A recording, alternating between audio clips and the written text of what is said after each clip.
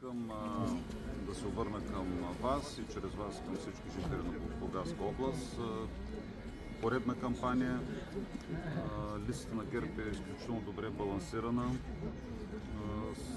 Бих казал, че листата е една отговорност към бургазлиите и към жителите на Бургаска област. Защо? Защото може би ние сме най-последователната партия с най-последователната политика. Ние винаги заставаме открито, представяйки като кандидати с народни представители местни хора. Това са хора, които са от Бургас, от Бургаския регион, да защитават Бургас и Бургаския регион.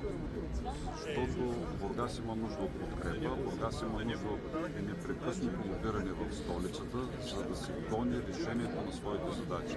Задачите са свързани с подобряване на инфраструктурата в Бургас и в региона. Виждате колко са важни тези инфраструктурни решения. Няма да престана да споменавам, че имаше много песимисти и невярващи по отношение на северния обход на Бургас, но сега, когато той е факт, ние виждаме как той решава една голяма част от транспортните и екологични проблеми на града, включително и в сферата на логистиката.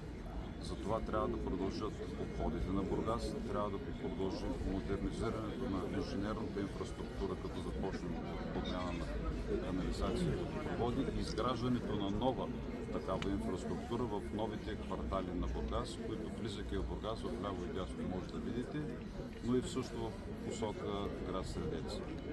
Трябва да продължи в сферата на образованието, трябва мощно да се подкрепя изграждането на студентския кампус, защото той няма алтернатива не само за града.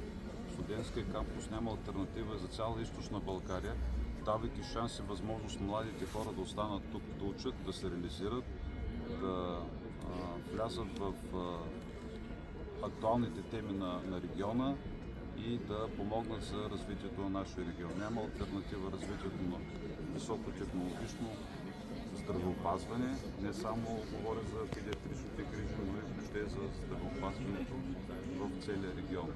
Няма алтернатива на развитието на екологичните проблеми, пречиствателните станции, които предстоят да бъдат изградени, модернизиране на депото за отпадъци, както и рекултивацията на всички стари екологични щети, които крачка по крачка ние се опитваме да решим с собствени средства, но е необходима мощна подкрепа от страна на държавата.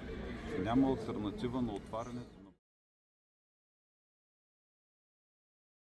Изключително важно е да се изправим пред хората от Бургас и от региона с местни лица, с хора, които познават добре региона, с хора, които години наред са работили както с местната власт, така и с правителствата в София.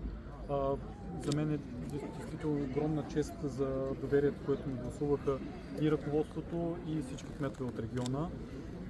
Ние винаги сме стояли пред хората и сме чували тяхните желания.